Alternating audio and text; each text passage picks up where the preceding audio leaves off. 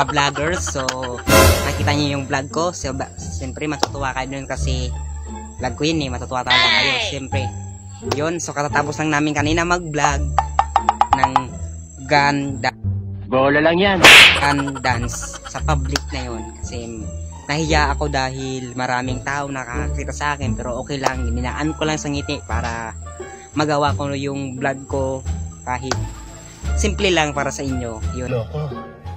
Para may update tayo sa Facebook page. Kasi wala pa akong ina-upload sa YouTube dahil nag-iisip pa ako ng content sa YouTube namin. So, may shout out pala lang sa'yo. Shout out kay Boss Niloy. Yun, so na-shout out na kita, Boy Niloy. Yun. Saka, magbili kayo ng balot niya kasi masarap yung balot niya. Sarap yun. Wow, sarap nun. Sige. Pero, mas masarap siya. Joke lang. So, i-share niyo yung vlog namin. Share, follow, subscribe, at share, comment na lang sa aking comment section. So, dito na lang yung vlog ko. Salamat dahil nagawa ko yung vlog ko kahit na nakakahiya. Ginawa ko talaga yung para sa inyo.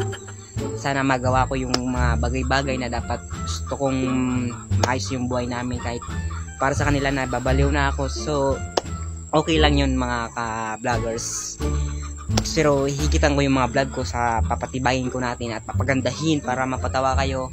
So yun, isupport niyo yun din si Boss Karepa dahil yung Facebook page niya hindi na nabubuksan, na block na yata sa Facebook. Sana isupport niyo ulit si Boss Karepa. Yung pangalan niya sa Facebook page ay Boss Karepa 2.0. Yun po. Subscribe niyo sa YouTube niya, yung Boss Karepa. So yun, dito na lang yung vlog na ito. So maraming salamat Boss Niloy, shout out sa imo. Di na shout out ta ka na dahil ka naman para tampos ako ito na shout out ta ka na. Bagbakal ka mo dyan kay Boss Niloy ning ano balot, masira mo na maray. Sige, bilang sa kuyang vlog. Fish out mga Bicolano, padagos.